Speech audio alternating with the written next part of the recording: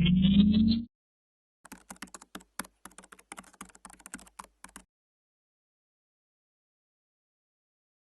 energy mix in 2030 will have far more in the way of renewables, probably rather more in the way of decentralised power generation.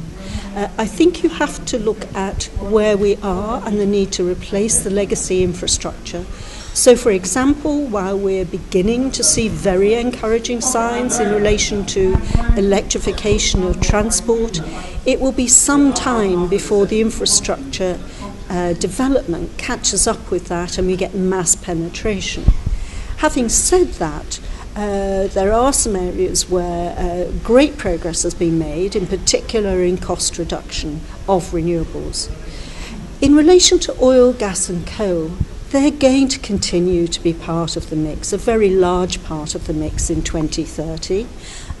You can't overturn 150 years capital investment in 15 years. What you can do is reduce their carbon footprint.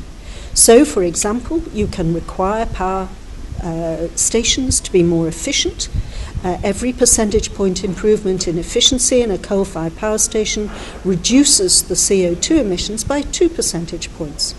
The other big area, and this should really be a top priority, is carbon capture and storage.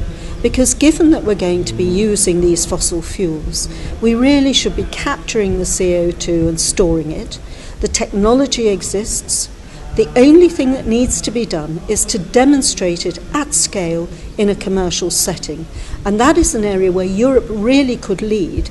It's started down this path with the NER 300 process introduced in 2008, but 7 years later we still don't have a functioning medium to large scale carbon capture and storage plant funded by NER 300. So that's a big priority, and it's not just about oil and coal and gas in power generation, it's also about using petrochemicals in so many processes, like the production of plastics. And so we've got to get CCS developed and deployed at large scale if we're going to meet the 2-degree climate change goal.